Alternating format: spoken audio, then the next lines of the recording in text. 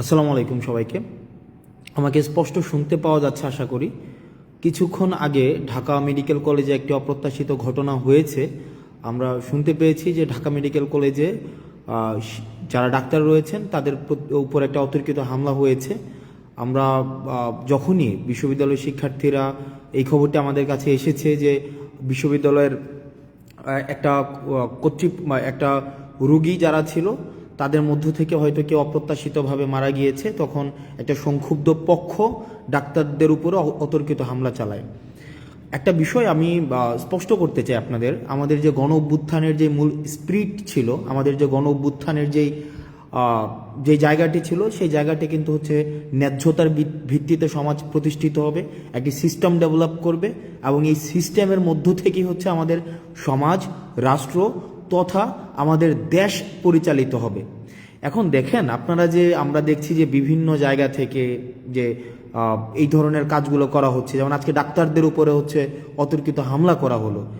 একটা রুগী মারা যাচ্ছে, তার পেশাদারি কার্যক্রম ডাক্তার যখন চালাচ্ছে, এখন রুগী যদি মারা যায়, এখন ডাক্তাররা কি আপনি যদি ফোর্স করেন যে আমার রুগীকে বাঁচাই দিতে হবে, এখনই বাঁচাই দিতে হবে, মানে বাঁচাই দিতেই হবে, মানে এটা তো প্রফেশনালিজমের মধ্যে পড়ে না ভাই।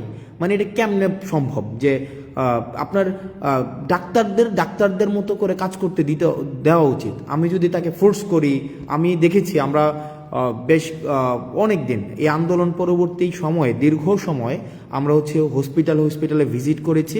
সেখানে দেখেছি যে ডাক্তাররা কি পরিমাণ নিরলসভাবে পেশাদারিত্বের সাথে তারা হচ্ছে কাজ করার চেষ্টা করে। এখন আমি যদি ডাক্তারদেরকে ফোর্স করি যে আমার একটা রুগী এখনই আপনাকে বাঁচাই দিতে হবে, এখনই তাকে সুস্থ করে তুলতে হবে, এখনই আপনাকে তাকে ওষুধটা দিতে হবে, এখনই কাটা ঘা শুকাই দিতে হবে, এটা তো সম্ভব না। মানে এটা তো সিস্টেম না ভাই, এটা তো প্রফেশনাল জায়গার মধ্যে তো এটা যায় না। প্রফেশনালি এটা এভাবে ডিল করে না। প্রফেশনাল জায়গা, ডাক্তারদের বিষয়টা ডাক্তাররা বুঝবে, শিক্ষকদের বিষয়টা শিক্ষকরা বুঝবে, ইঞ্জিনিয়ারের বিষয়টা ইঞ্জিনিয়ার বুঝবে, আমাদের যেই প্রফেশন সেই প্রফেশনের বিষয়টা তারা বুঝবে। এখন আমরা যদি তাদেরকে এভাবে ফোর্স করি, যেমন আজকে ডাক্তারদেরকে যেভাবে পিটানো হইলো, ডাক্তারদের তাদের কাছ থেকে যেভাবে বের করে দেওয়া হইলো, এটা কি একটা ইতিবাচক কোনো ইমপ্রেশন ক্রিয়েট করছে আপনি বলেন? আমি যতই এখন বলি এটা ছাত্ররা করে নাই, আমরা করি নাই, এ করে নাই, সে করে নাই, আমরা পিলো পাসিং করলাম, ব্লেম গেম করলাম, এটা এর উপরে দোষ চাপাইলাম, তার উপরে দোষ চাপাইলাম, কিন্তু এটা তো নাগরিকের উপরে দায়টা বর্তায়। মানে এটা কিন্তু আমাদের উপরে দায়টা বর্তায়। দেখেন, আন্দোলনটা আমরা করেছিলাম, গণঅভ্যুত্থানটা আমরা করেছিলাম, সেক্ষেত্রে এই দেশটাকে সঠিকভাবে পরিচালনা করার যেই দায়িত্বটা, সেটাও কিন্তু আমাদের উপরে আছে। এখন আপনারা যদি ডাক্তারদের উপরে এভাবে আক্রোশমূলকভাবে এভাবে চেপে বসেন, এভাবে ডাক্তাররা কিন্তু তাদের পেশাদারি আচরণ করতে পারবে না। মানে নেভার, কোনোভাবেই সম্ভব না ডাক্তাররা তাদের পেশাদারি আচরণ করতে পারবে।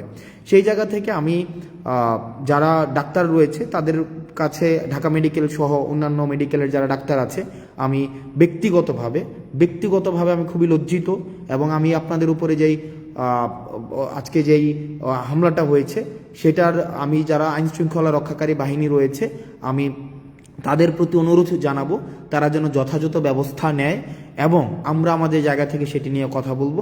আমরা নিশ্চিত করতে চাই যে ডাক্তাররা তাদের পেশাদারি জায়গায় তারা নিজেদের মতো করে তাদের যে প্রফেশনালিজম, সেই প্রফেশনালিজমটা প্র্যাকটিস করতে পারবে। হঠাৎ করে এসে আমি ডাক্তারকে সাজেস্ট কেন করব? ফর এক্সাম্পল, আমি পেশেন্ট, আমার ভাই পেশেন্ট, আমার বন্ধু পেশেন্ট, আমি তো তাকে সাজেস্ট করার প্রয়োজন নাই। তাকে তার মতো করে কাজটা করতে দেই। তাকে তার মতো করে কাজটা যদি আমি না করতে দেই, সেটা কিন্তু একটা প্রবলেমেটিক একটা সিচুয়েশন ক্রিয়েট করে ডাক্তারদের জন্য। এটা খুবই প্রবলেম। আমি যদি ডাক্তারকে প্রতিপক্ষ বানাই, শিক্ষককে প্রতিপক্ষ বানাই, ইঞ্জিনিয়ারকে প্রতিপক্ষ বানাই, আমি যদি এভাবে প্রতিপক্ষ শুধু বানাতেই থাকি, দিন শেষে আমি আসলে দেশটা কাদেরকে নিয়ে পরিচালনা করব? আমাদের জন্য দেখেন, এই ব্লেমগুলো কিন্তু আমাদের উপরে আসবে। এখন তৃতীয় পক্ষ, চতুর্থ পক্ষ, পঞ্চম পক্ষ, এই যে পক্ষ আমরা দোষ দিতে পারবো, এই পক্ষের উপরে দোষ দিতে পারবো, ওই পক্ষের উপরে দোষ দিতে পারবো, আমরা এভাবে করতে পারবো, কিন্তু আলটিমেটলি কিন্তু এটা সলিউশনে যাবে না। এই কারণে আমরা এই যে ব্লেম গেমিং না করে ডাক্তারদের কাজটা ডাক্তারদেরকে করতে দেই, শিক্ষকদের কাজটা শিক্ষকদের করতে দেই, প্রশাসনের কাজটা প্রশাসনকে করতে দেই, পুলিশের কাজটা পুলিশকে করতে দেই, রাজনীতিবিদদের কাজটা রাজনীতিবিদদের করতে দেই। আমরা সেটিই চেয়েছিলাম, কারণ আমরা দেখেছিলাম যে ফেসিস্ট সরকারের সময় সব কাজ হচ্ছে গণভবন থেকে নির্ধারিত হতো। ফেসিস্ট যে গভর্নমেন্টটা ছিল, এই গভর্নমেন্ট কী করেছিল, এই গভর্নমেন্টের সময় সব সময় গণভবন থেকে হচ্ছে তার কাজগুলো নির্ধারিত হতো। কিন্তু আমরা চেয়েছিলাম এভাবে না হোক, আমরা চেয়েছিলাম কি decentralisation of power. Decentralisation of পাওয়ারের মধ্য দিয়ে কি হবে, যার কাজটা সেই করতে পারবে। ডাক্তারদের কাজ ডাক্তাররা করবে, রাজনীতিবিদের কাজ রাজনীতি করবে, তারপরে হচ্ছে মিডিয়ার কাজ মিডিয়া করবে। কিন্তু আমরা দেখেছিলাম সেটা না হয়ে কি হয়ে গিয়েছিল, সবগুলো একসাথে ব্ল্যান্ডেড হয়ে গিয়েছিল। আর যখনই ব্ল্যান্ডেড হয়ে গিয়েছিল তখনই প্রবলেমটা হয়েছিল কি, ফেসিজমের উৎপত্তি হয়েছিল। তো সুতরাং আমি আপনাদের কাছে অনুরোধ করব, আপনাদের জায়গা থেকে অনুরোধ করব, বিভিন্ন জায়গাতে বিভিন্ন ডাক্তারদের উপরে, শিক্ষকদের উপরে এই ধরনের যে অপ্রত্যাশিতভাবে হামলাগুলো হচ্ছে সেগুলো নিন্দনীয়। এগুলো কোনোভাবেই কাম্য না। এখানে পাওয়ার পলিটিক্স, পেশি শক্তি বা সিস্টেমের বিরুদ্ধে গিয়ে কোনো ধরনের জোর করে বাধ্যতামূলকভাবে কিছু করানো, এই বিষয়গুলোকে কখনোই আমরা স্বাগত জানাই না, এগুলোকে আমরা পৃষ্ঠপোষকতা দেইও না। এগুলো হচ্ছে আমাদের যে গণঅভ্যুত্থানের যে মূল স্পিরিট ছিল, আমাদের যেই গণঅভ্যুত্থানের যেই জায়গাটি ছিল, আমাদের যেই গণঅভ্যুত্থানের আমরা সবাই যে নেমে এসেছিল রাস্তায়, সেই জায়গাটির সাথে সাংঘর্ষিক। সুতরাং আমরা যদি একটা দেশ গড়তে চাই, আমরা যদি একটি বৈষম্যহীন দেশ গড়তে চাই, সেই দেশের মধ্যে যার কাজটা তাকেই করতে দিতে হবে। পরিশেষে ডাক্তারদের সাথে যে আজকে যে ঘটনাটি হয়েছে সেটিকে আমরা নিন্দা জানাচ্ছি এবং আমরা প্রত্যাশা করব এই ধরনের ঘটনার কখনোই পুনরাবৃত্তি হবে না। এবং ডাক্তার সংশ্লিষ্ট যারা রয়েছেন, আপনারা যে নিরলসভাবে কাজ করে যাচ্ছেন সেটিকে আমরা স্বাগত জানাই। আপনাদের যে নিরলস কাজটাকে আমরা সম্মান জানাই। আপনারা এই ক্রাইসিস মোমেন্টে যেভাবে নেমে এসছেন, আপনারা যেভাবে সেবা দিয়ে যাচ্ছেন, আমরা এটা স্বীকার করি যে চিকিৎসা খাতে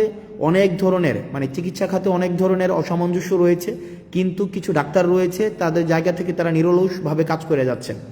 আরেকটি বিষয় সেটি হচ্ছে যে আপনারা অনেকে কমেন্টে গালাগালি করেন, বিভিন্ন বিষয়ে গালি দেন, বিভিন্ন বিষয়ে আপনারা বলেন যে পেইড পলিটিশিয়ান, আমরা টাকা খেয়েছি, তারপর হচ্ছে এগুলো বলেন। আমার কাছে এগুলো ভালো লাগে, এই কারণে ভালো লাগে কারণ আমাদের যে আন্দোলনটা ছিল, আমাদের আন্দোলনটা হচ্ছে আপনার এই গালির অধিকারটার জন্য।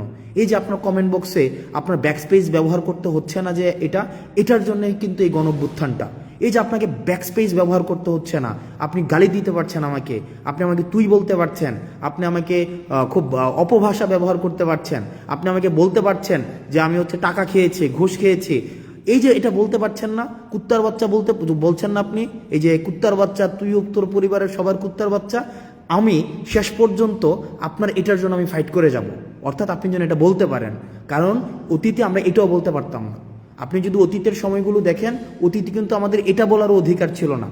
সুতরাং আমরা আপনার এই গালিটার জন্য আমরা ফাইট করেছি, আপনার দ্বিমত প্রকাশের জন্য আমরা ফাইট করেছি, এবং দ্বিমত প্রকাশটাই আমরা চাই যে আপনারা দ্বিমত প্রকাশ করতে পারেন। শুধুমাত্র সহমত প্রকাশ করবেন, আমি শুধু যেটা বলবো সেটাই আপনি বলবেন, আমরা এটা চাই না। আপনার যেটা মত, সেই মতামতটা হচ্ছে আপনি যেন ঠিকভাবে প্রকাশ করতে পারেন, আমরা সেটার জন্যই হচ্ছে আমরা ফাইট করেছি। এবং আমাদের এই আন্দোলনটা অব্যাহত থাকবে, আমাদের সংগ্রামটা অব্যাহত থাকবে। কারণ আপনি যদি এই সংগ্রামটা অব্যাহত না রাখেন তাহলে আপনাকে মিউট করে দেওয়া হবে। আপনি যে গালি দিচ্ছেন এখন স্বাধীনভাবে, আপনার মাথার মধ্যে কিন্তু এই চিন্তা নাই যে আপনাকে ডিজিটাল সিকিউরিটি অ্যাক্টে আপনাকে ধরে ফেলবে। এটার জন্যই ছিল আমাদের আন্দোলন। আপনি স্বাধীনভাবে গালি দেওয়ার স্বাধীনতা পেয়েছেন, আপনার স্বাধীনতার জন্য, এই গালি দেওয়ার জন্য আমরা হচ্ছে ফাইট করব, সংগ্রাম করব, যেন আপনি স্বাধীনভাবে গালিটা দিতে পারেন। আমাকে যেন আপনি বলতে পারেন আমি কুত্তার বাচ্চা, আমাকে যেন বলতে পারেন যে আমি হচ্ছে যে টাকা খেয়ে আন্দোলন করেছি, আমাকে যখন বলতে পারেন যে আমি ঘুষ খেয়েছি, আমাকে যেন বলতে পারেন আমি 10 কোটি টাকা খেয়েছি। এই যে আপনি 10 কোটি টাকা খেয়েছেন, আমাকে বলেন, আপনাকে কিন্তু কেউ এসে বলে না যে আপনাকে বাসা থেকে উঠাই নিয়ে আসবে। এটা কিন্তু আপনার, এই ভয়টা কিন্তু আপনার নাই, বা এই ভয়টা আমাদের নাই। এই যে ভয়টা নাই, এটার জন্যই হচ্ছে আমাদের এই যে সংগ্রামের সফলতা। আপনি যদি জিজ্ঞেস করেন এই সংগ্রামের সফলতা কি, এই সংগ্রামের সফলতা এইটাই যে আমাদের ব্যাকস্পেস ব্যবহার করতে হচ্ছে না, আমাদেরকে একটা কমেন্ট লেখার পূর্বে আমাদের ভাবতে হচ্ছে না, বা আমাকে কোনো বন্ধু ফোন দিয়ে আমাকে জিজ্ঞেস করে না যে দোস্ত তাড়াতাড়ি কমেন্টটা ডিলিট করে দে বা তাড়াতাড়ি পোস্টটা ডিলিট করে দে। এইটার জন্যই হচ্ছে আমাদের আন্দোলন। এবং আমি মনে করি এই জায়গায় হচ্ছে আমাদের সফলতা, যে আপনি অন্তত স্বাধীনভাবে গালি দিতে পারছেন, সবাইকে স্বাধীনভাবে গালি দিতে পারছেন। কিন্তু আমরা একটা জায়গায় স্পষ্ট করতে চাই, স্বৈরাচার ফেসিস্ট হাসিনা আমাদেরকে বিভিন্নভাবে দমন করার চেষ্টা করেছে, আমাদেরকে বিভিন্নভাবে আমাদেরকে ব্লেম দিয়েছে, ট্যাগ দিয়েছে, আমাদের অর্থ লোপাটের আমাদের অভিযোগ এনেছে, কিন্তু কিচ্ছু করতে পারেনি। কারণ আমাদের নৈতিক যেই শক্তিটা, মানে নৈতিক যে শক্তিটা, এই নৈতিক শক্তি হচ্ছে আমাদের সততা।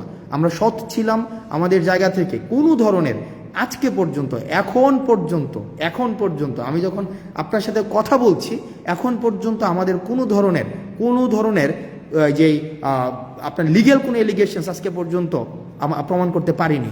তো সুতরাং আমরা আমাদের যতক্ষণ পর্যন্ত আমাদের নৈতিকতার জায়গাটা স্পষ্ট থাকবে, স্বচ্ছ থাকবে, ততদিন পর্যন্ত এই সংগ্রামটা চলবে। আপনাদের অনেকে বলেছেন যে 10 কোটি টাকা আমরা খেয়েছি, 10 কোটি, 20 কোটি, 30 কোটি লাক্সারিয়াস গাড়িতে চলাফেরা করি। ব্যক্তি আসনাদ আবদুল্লাহ, ব্যক্তি সার্জিস আলম, নাহিদ আসিফকে যারা আগে থেকেই চিনেন, আমাদের যে বিষয়টা, এই যে লাইভ বন্ধ করেন সমস্যা হবে, এই কমেন্ট এখন আর করতে হয় না। যে ফেসবুক পোস্ট ডিলিট করেন সমস্যা হবে, বা কমেন্ট ডিলিট করেন সমস্যা হবে, এই যে কমেন্ট ডিলিট করেন সমস্যা হবে, লাইভ বন্ধ করেন সমস্যা হবে, এই যে কাজটা করতে হচ্ছে না, এটাই আমাদের সফলতা। এই যে আজকে মানে আমি বিশ্বাস করেন, আপনারা যখন কমেন্টে গালি দেন, আমি মনে করি যে না, ফাইন, এটার জন্য আমরা ফাইটটা করেছি, যে আমরা অ্যাটলিস্ট স্বাধীনভাবে আমরা গালি দিতে পারি, অ্যাটলিস্ট স্বাধীনভাবে আমার মত প্রকাশ করতে পারি। কেউ এসে আমাকে ফোন করে বলছে না যে কমেন্টটা ডিলিট করে দাও যে তোমার সমস্যা হবে, বা পোস্টটা ডিলিট করে দাও তোমার সমস্যা হবে, বা লাইভটা বন্ধ করে দাও তোমার সমস্যা হবে, বা লেখাটাকে মুছে ফেলো তোমার সমস্যা হবে। এটার জন্যই মূলত হচ্ছে আমরা আন্দোলনটি করেছিলাম। এখন এই আন্দোলনের, সংগ্রামের এই স্পিরিটটি যদি ধরে রাখতে চাই, তাহলে আপনাদের মাথায় রাখতে হবে, চাঁদাবাজদের বিরুদ্ধে দাঁড়াতে হবে, অন্যায়ের বিরুদ্ধে দাঁড়াতে হবে, যারা পেশাদার তাদের কাজটা তাদেরকে করতে দিতে হবে, যারা লেখক তাদেরকে লিখতে দিতে হবে, যারা মিডিয়া কর্মী তাদেরকে স্বাধীনতা দিতে হবে, যারা চিকিৎসক তাদের চিকিৎসা করার স্বাধীনতা তাদের মতো করে দিতে হবে, যারা ইঞ্জিনিয়ার তাদের কাজটা তাদের মতো করতে দিতে হবে, যারা শিক্ষকদের কাজটা শিক্ষকদের মতো করতে দিতে হবে। সেখানে যদি আমরা হস্তক্ষেপ করি, তাহলেই কিন্তু সেটা স্বাধীনতা পরিপন্থী, তাহলেই কিন্তু এটা সংগ্রাম পরিপন্থী। আমরা ঠিক যে আমরা মত প্রকাশের স্বাধীনতার জন্য আন্দোলন করেছি, দ্বিমত প্রকাশের স্বাধীনতার জন্য আন্দোলন করেছি, আমরা প্রত্যেকটা মানুষের তার কাজ যেটা, সেটা স্বাধীনতার জন্য আন্দোলন করেছি। এই আন্দোলনের স্পিরিটটা যেন নষ্ট করতে না পারে আমাদের বিভিন্ন উপলক্ষ তৈরি করার মধ্য দিয়ে, সেটির জন্য আমাদের সব সময় সচেতন থাকতে হবে, সব সময় সচেতন থাকতে হবে। কারণ মনে রাখতে হবে যে আমাদের যে অর্জনটি হয়েছে, এই অর্জনটি হচ্ছে প্রাথমিক অর্জন। এই অর্জনের ধারাবাহিকতাটি যদি আমরা রক্ষা করতে চাই, এই ধারাবাহিকতা রক্ষা করার জন্য আমাদের লড়াইটি, সেটি হচ্ছে চলমান, এবং আমাদের লড়াইটিকে অব্যাহত রাখতে হবে। আমরা আমাদের জায়গা থেকে সামাজিকভাবে যেই প্রবলেমগুলো অ্যারাইজ করেছে, আমাদের এখন সোশ্যাল কিছু প্রবলেম অ্যারাইজ করেছে, চাঁদাবাজি বেড়ে গিয়েছে, বিভিন্ন জায়গায় হচ্ছে পদত্যাগ করানো হচ্ছে, বিভিন্ন জায়গায় দেখছি আমরা সিস্টেমের বাইরে গিয়ে বাধ্য করা হচ্ছে বিভিন্ন পদত্যাগ করানোর জন্য। এইসব বিরুদ্ধে আমাদের কথা বলতে হবে, সামাজিকভাবে কথা বলতে হবে। এখানে এমন না যে এটা নেতা নির্ভর, একজন নেতাই কথা বলবে, প্রত্যেকের জন্য ওপেন ফ্লোর। তবে দয়া করে কেউ হচ্ছে কোনো ধরনের বিশেষ সুবিধা আদায় করার জন্য, কোনো ব্যক্তি সুবিধা আদায় করার জন্য নিজের এই পরিচয়টাকে আপনারা হচ্ছে বাজে কাজে ব্যবহার করবেন না। সবাই ভালো থাকবেন, সুস্থ থাকবেন, এবং হচ্ছে এই যে গালি দিচ্ছেন আপনারা বিভিন্ন জায়গায়, এই গালি অব্যাহত থাকুক। কারণ এই গালিটাই নিশ্চিত করে যে আমাদের প্রাথমিক অর্জনটি আমাদের হয়েছে, আন্দোলনের যে প্রাথমিক যে অর্জন সেটি হয়েছে এই গালি নিশ্চিত করে। কারণ আপনি গালি দিতে পারছেন এই আন্দোলনের কারণে, দ্বিমত প্রকাশ করতে পারছেন আন্দোলনের কারণে, আজকে আপনি ব্যাকস্পেস ব্যবহার করতে হচ্ছে না আন্দোলনের কারণে, কমেন্ট ডিলিট করতে হচ্ছে না আন্দোলনের কারণে, আপনি যা ইচ্ছা তা পোস্ট করতে পারছেন আন্দোলনের কারণে, আপনি লিখতে পারছেন আন্দোলনের কারণে, আপনি বলতে পারছেন আন্দোলনের কারণে, আপনি প্রশ্ন করতে পারছেন আন্দোলনের কারণে, আমাদেরকে জবাবদিহিতার মধ্যে রাখতে পারছেন তাও আন্দোলনের কারণে। সুতরাং আন্দোলনটি আমি যতই বলি না কেন, বিভিন্নভাবে বিতর্কিত করার চেষ্টা করা হোক না কেন, আমাদের প্রাথমিক সফল আমরা হয়েছি, তবে সেটির ধারাবাহিকতা অব্যাহত রাখতে হবে। সালামু আলাইকুম।